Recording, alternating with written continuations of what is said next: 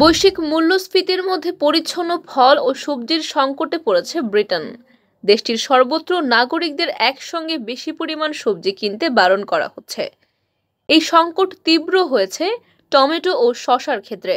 National farmers union সম্প্রতি তথ্য জানিয়েছে, আবহাওয়াজনিত কারণে উৎপাদন কমেছে ইউরোপ ও উত্তর আফ্রিকায়।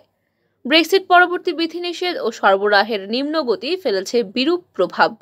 বিদ্যুৎ বিলের অস্বাভাবিক বৃদ্ধির কারণেও তাপমাত্রা নিয়ন্ত্রণ কঠিন হয়ে পড়েছে। তার ফলাফল দেখা যাচ্ছে ব্রিটেনের সুপারমার্কেটগুলোতেও।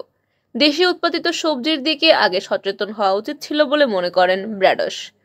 দেশের ভেতরে এতদিন যারা সবজি ও ফল চাষ করেছে তাদের অধিকাংশই ক্ষতির সম্ভাবনায় চাষ করেননি।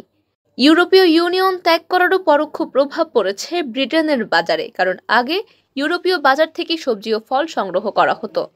ব্রেক্সিটের পর ব্রিটেনের সবজি বাজারে বড় অংশই মরক্কো ও স্পেনের উপর নির্ভরশীল হয়ে পড়ে। আর সম্প্রতি বন্যা ও তুষারপাতে মারাত্মকভাবে ব্যাহত হয়েছে স্পেন ও উত্তর আফ্রিকার সবজি উৎপাদন।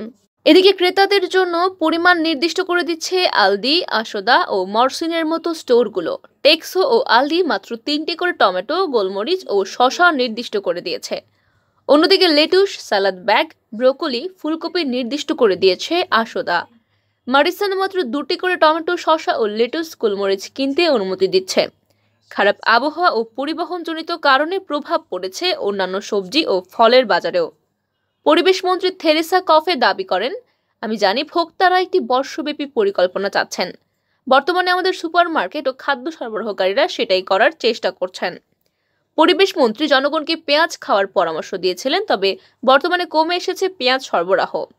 এর মধ্যে বেশ কিছু সুপারমার্কেট থেকে পেঁয়াজের ঘাটতির খবর প্রকাশিত হয়েছে।